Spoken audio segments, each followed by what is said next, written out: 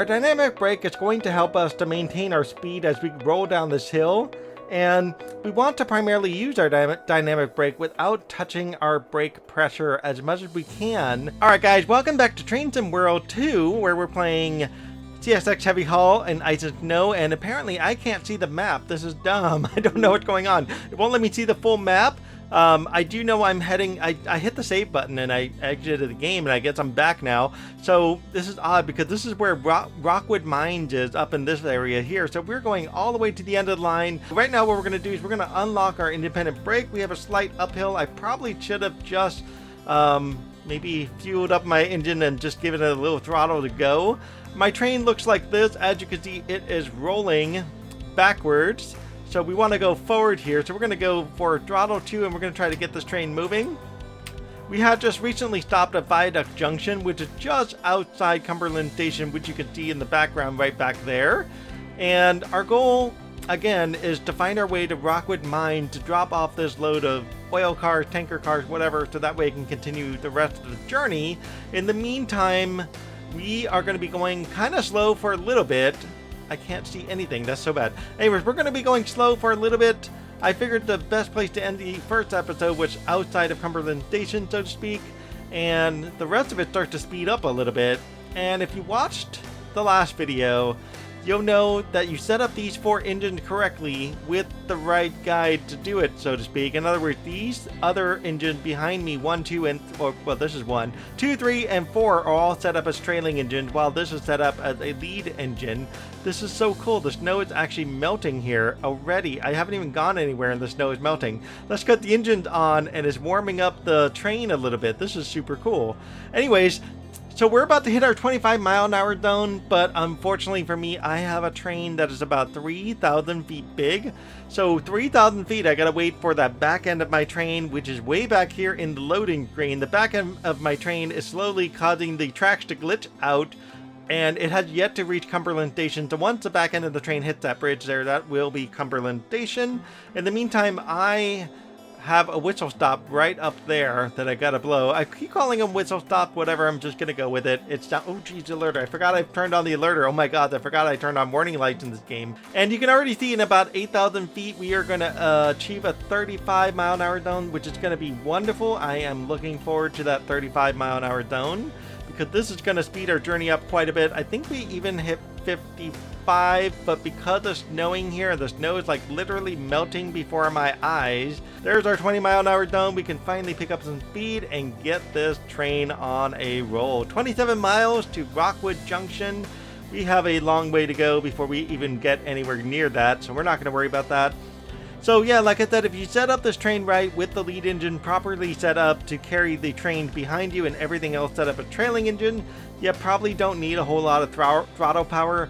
You may have noticed in fully fueled, I made a mistake, and it was actually because in the trailing engine for the very back box car, I set it up as an actual trailing engine, and I didn't set it up as a leading trail engine, which is what I was supposed to do. I didn't catch that mistake until what felt like 3 episodes later, when I realized, oh, that's what I wanted to tell you guys here. The graphics here, I mentioned this in the last episode, we would be talking about this. The graphics here really sucks when the snow leaves.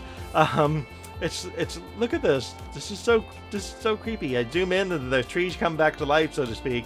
It's spring and it's fall. Look at that. Yeah, we want to make sure as we throttle up and everything, we do have to mind the cars with the accelerator here. Window. Oh, that's a window. I'm like, what? Yeah, we do have to mind our accelerator and make sure we don't accidentally screw anything up as we do this, because the box cars behind us could accidentally ram our train to the point where our wheels slip, and that would be a dangerous situation to be in, especially with ice and snow. And right now there is no snow, so we don't have a lot to worry about here in this area outside Cumberland Station. For whatever reason, the snow is gone and evaporated. If you remember, I got my MBA, so what I'm waiting for, I said this in the last video, is just for the last stuff to come through so I can be an official MBA person. As an unofficial official person starting up a business. So MBAs are all about learning business. It's business degree. It's learning how businesses run, how businesses operate. The whole point of this is for me applied to do leadership. Thought I had no leadership experience, being at the bottom of the totem pole, so to speak. But apparently I had way more than I thought I did. And contrary to what we think, so when we get managed by people, we always think the manager tells us what to do. And it's true, managers by definition tell us what to do. Managers are supposed to be leaders, and they are supposed to lead as well as hello alerter. Wow, the horn actually turned the alerter off. I think it did. I did a double click there for a second. To lead somebody, you actually support them, you encourage them, you give them the resources they need, you get them the guidance they need, you give them essentially the direction to take them.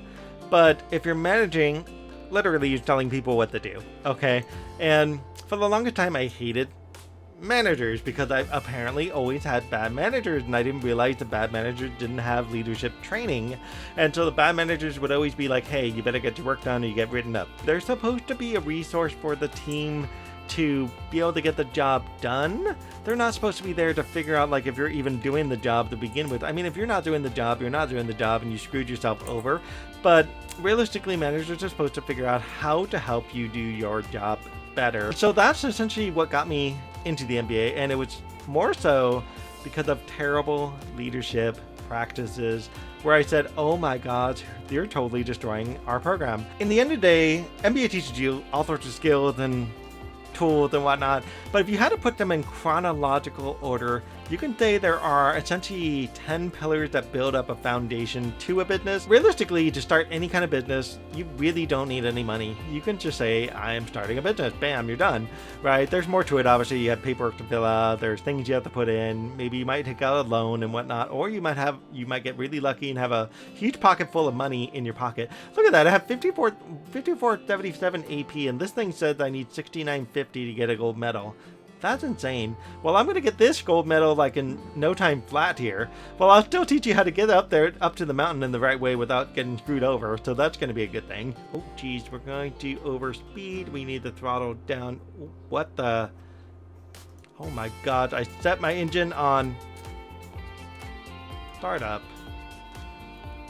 Well, that was weird. I hope this engine's still running. It's still running. My goodness. Essentially, my vision here is the idea of being able to share the experience with you, right? You, the customer, you, the gamer, you, the person watching the video, whatnot. And I want to have that ability, and it's not so much with just one person. It's basically sharing that experience with everyone who watches the video, but not even everyone who watches the video. Visions are meant to be long-term and far-reaching. So to do the vision right, it's really, I want to share my gaming experience with every single person on the planet and just get them to smile a little bit, unleash their happiness, and get them feeling good. So therefore, that's where my vision comes in, unleashing happiness in every person who gets to enjoy the experience with me. So the mission on YouTube is to be able to make a video that everyone at home can watch and feel satisfied by that video. How can I bring these videos to every single person that essentially watches? Oh, by the way, 1.5% grade. That is the grade where you know you're driving this train correctly. So if you notice, I'm at throttle 6 and I'm slowly speeding up still. So I'm having no problem driving this train at all. I'm not using any of my brake pressure pipes or anything like that, so I don't have any issues there. And my train's just zooming along like it should, and everything is working according to the system here, according to the way it is. I don't have to do any sanding or anything like that, so I am in a great position here. And if you notice, I can even go down the throttle 5 and maintain a 22-23 mile an hour zone. So I can actually go between 6 and 5 and use that as my alerter system, and that will help me immensely with alerting me in terms of driving this train. And so this, if you did this right, by the time you get to this point of 1.5% grade, you got it made. Oh, and that reminds me, folks, I don't know if you realized this, but let's put the alert button, then do camera 3. So this train comes with flags right here, and this flag is properly set where the flag for America is always facing, the stars are always facing the direction you're going, because America naturally does not retreat from anything. Yes, we retreat from battles in a strategic fallback, but we don't retreat. Here's our other train. So we don't retreat. So that flag is properly set, but the flag on the opposite side of this train, oh Jesus, wow, that other train hit me there. The flag on the opposite side of this train, this one's incorrectly set. This one also should be set the same way. This one should be set facing the other way with the stars going in the other direction. All right, folks, so we're back in here and we are coming around this last little horseshoe curve over here, and we're going to be coming up on the final horseshoe before we get to the summit. And the key here with the summit is making sure that we don't accidentally get screwed on the way up to the summit. If you notice, I didn't ever hit the 35 mile an hour zone. I hit it and then it disappeared and never did anything. So that 35 mile an hour zone back there, it's actually a glitch of some kind. And I should be going 35 miles an hour, but it says I'm going 25, so whatever, screw you, game. Oh, this is it, this is it. We gotta slow down, people. We gotta slow down here. This is the track it's gonna send me on, I think. Oh, no, it's not. Okay, well, I'm gonna keep going forward then. Okay, I thought it was this one. Wow, I thought it was this one. Okay, well, never mind. I thought this was it. Okay, we can keep going. I scared myself and I jumped to conclusion too fast. This was the wrong section. We can, oh, wheel slip, wheel slip. Okay, now I've screwed myself over. It slowed down so much, I'm probably going to take a really hard time to get started and get sped up again. It's coming up very soon here. I know this because it's right down here, right after this. I think that's a bridge or something like that. It's right after that. I got to pay attention here. And so far, there's no train down here, is there? And this is not the tunnel, is it? Yes, it is. This is the Falls Brook Tunnel, I believe it is. Stand patch, it says on the top. That didn't help me. This is, I believe, it's the Falls Brook Tunnel. So that's why I also do the cut, because you can't see crap. Oh, geez, now I'm beating. What the heck, man? Slow down, man. Come on, come on, come on. Slow down. There it goes. Slow down a little more as I go along here. But yeah, so this is why I do a cut all the time, because you can't see anything in this thing. Terrible. When you go outside the tunnel and you're on camera 8, you can actually zoom around the world. This is actually kind of cool that you can do this, and you can look at the world on the outside once you're inside the tunnel. My train's in there, somewhere in there, and I can't actually even see my train. It's coming through the tunnel there, but it's so crazy I can do this from outside the tunnel and just like be on the outside of everything. Isn't that great? You gotta love this, right? Trains in World 2, full of glitches. So much fun. This is basically all you can go. And actually, when you do camera 8, you could probably screw yourself up on the game here and go so far out that you probably shouldn't. So yeah, I'm not going to do that. Oh, see, I've already done it. I screwed myself out. Yep, I screwed myself out. All right, folks. So we are here at the top of the summit of Alleghenie's summit of Alleghenie's, altitude 2,258. Like, subscribe, and leave me comments. We are still working on getting our train from the top of the summit all the way down to Rockwood Mines or Rockwood Junction, and we are currently here. Where is here, you say? We're at the top of the mountain, so to speak. We just passed the top of the mountain station, and what is this saying? It's saying I'm in the right place. It is. For some reason, it looks like the wrong place for just a second, but that's okay. Anyways, our speed limit is currently set at 30 miles an hour, and we have a 35 zone coming up, which will be great. Everything from here on out should be going downhill, I hope. We're going to be turning on our dynamic brake.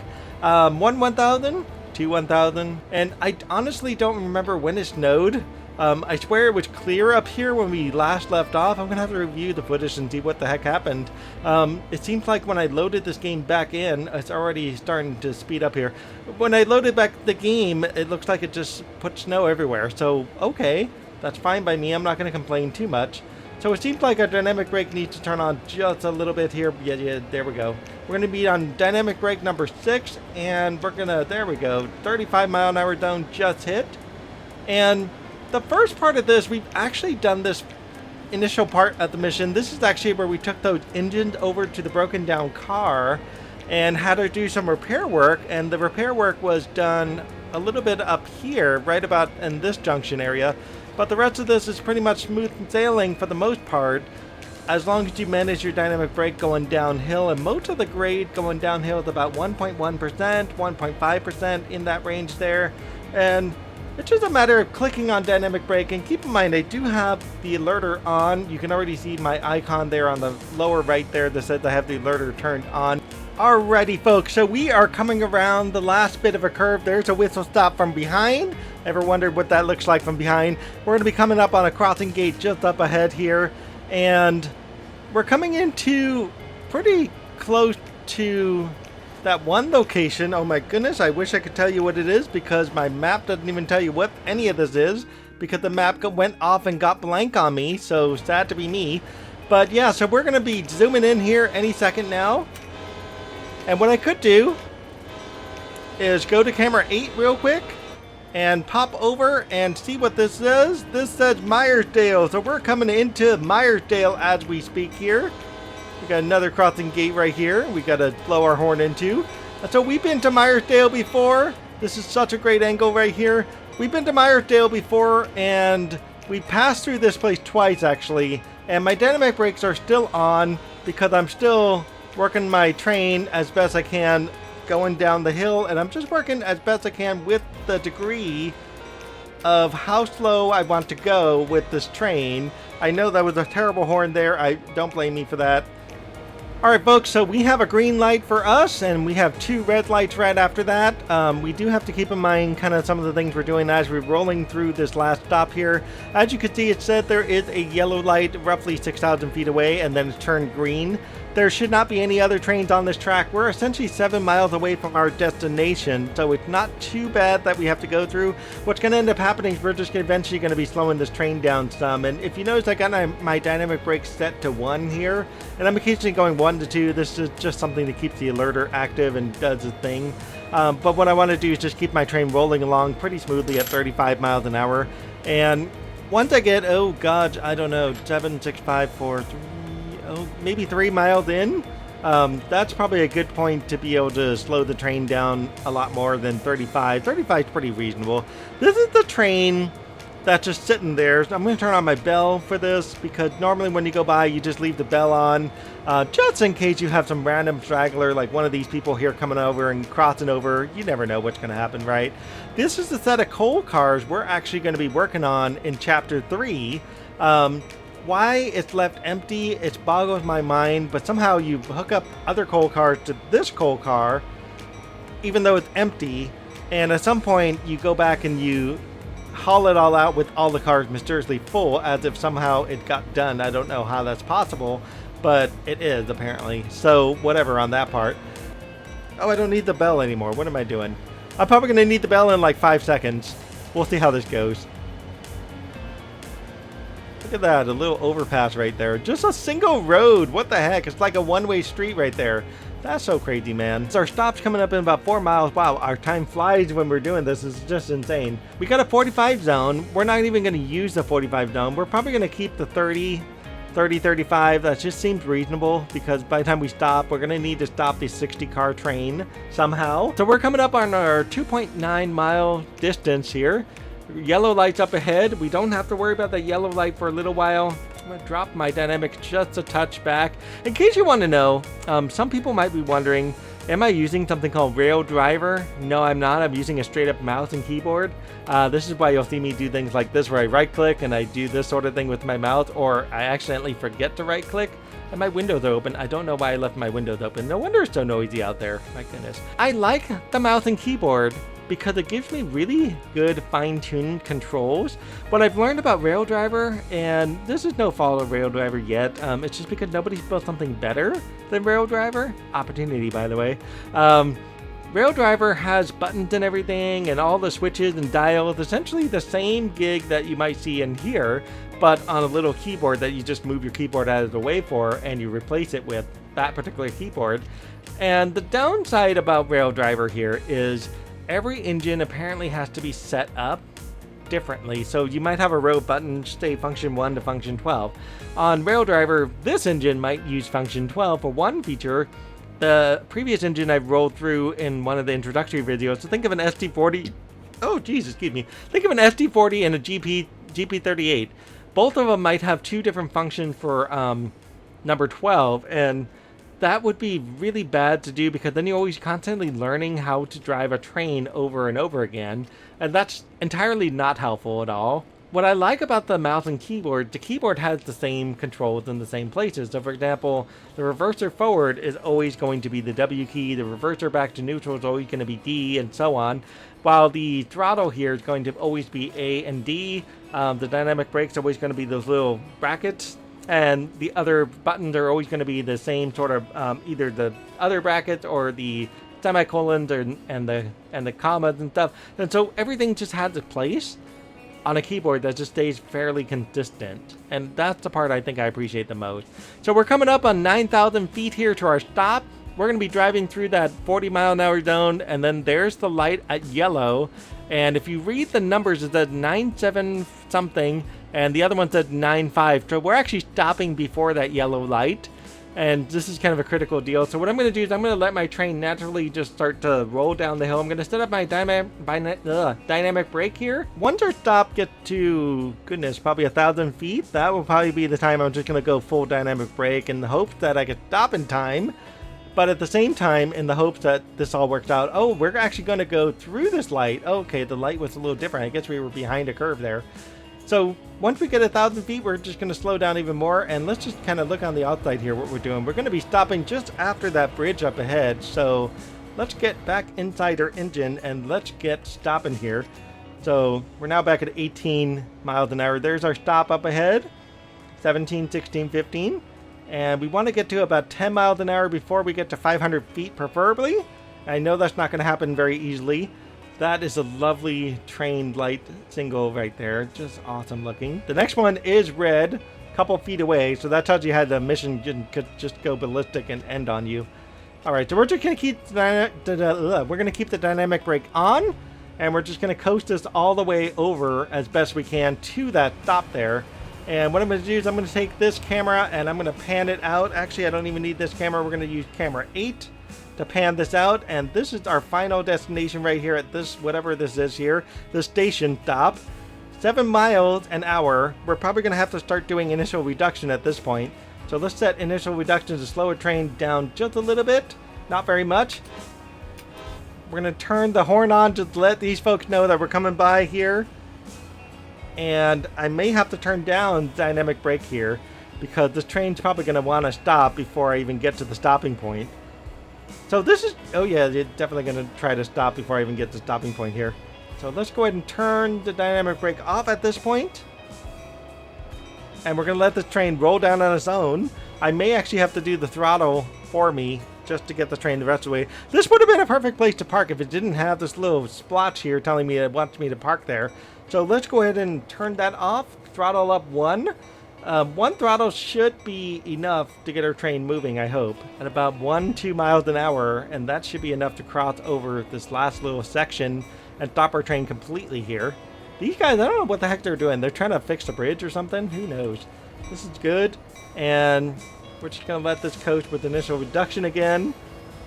And this should be enough to stop our train just on initial reduction alone. That's it right there. Objective completed. Well, we made it to Rockwood. Another crew will take it from here, and I'll let them know about the traction issue. Head over to the pickup. Our next job is out of Rockwood Mine. Time to get a break before we need it on it. So you notice he was talking about traction issues, and he knows I didn't have any traction issues at all. I was using my dynamic brakes, and what I'm thinking of is somewhere in here the brake pipe pressure failed, and the traction started becoming a problem, as well as the issue with wheel slip. Especially when you don't set up your engines right. And I think that's what happened here. So I'm going to go ahead and turn off the gauge light because I don't need them. I'll leave the rest of the lights on in here. We can leave this on. I guess you're going to stay on for the next trip, buddy. So we'll see you later. I am going to turn off the warning light so I don't get screwed in the end. And the truck, I believe, is over there. So let's head out the back door here. Can you tell me what's going on here? Like, something's going on for you guys. You're all talking about this, and I don't know what's up with that. Anyway, so let's go ahead and walk over to the truck before I get run over by another train here. And call this mission good. And let's see if I got the gold score with 21,835 AP. Okay, 22,000 AP points. Let's see what it says. And there's my gold medal. I was like so used to it being down here. It turned out it's up here now. They moved it. And you could see how well I did with the speed and just staying under the speed there. And so with this, we took about 3 hours once again to go through this whole thing. This is why I split this up into 3 parts here to make sure that this video can be condensed in a way for you guys to watch. I walked somehow 1,500 feet. That's insane. And drove 51 miles. Wow. All right, folks. So we're going to call this a day. And feel free to like, subscribe, leave me comments, and let me know what you thought about part 1, 2, and 3 of Ice and Snow. All right, folks. We'll see you later. Bye. Some of you may not realize this, but there's little lights on here. If you kind of follow the wire around, you can actually see where these lights go to. Most people don't realize there's switches here, and this happens to be for the dome light. A lot of people have no idea where that dome light, hello there sir, good to meet you, where that dome light is. There's actually a toilet compartment light, which is so dumb because you don't actually know where the toilet is. The toilet's actually in here, and I can't actually get access to it, so to speak. And the last one is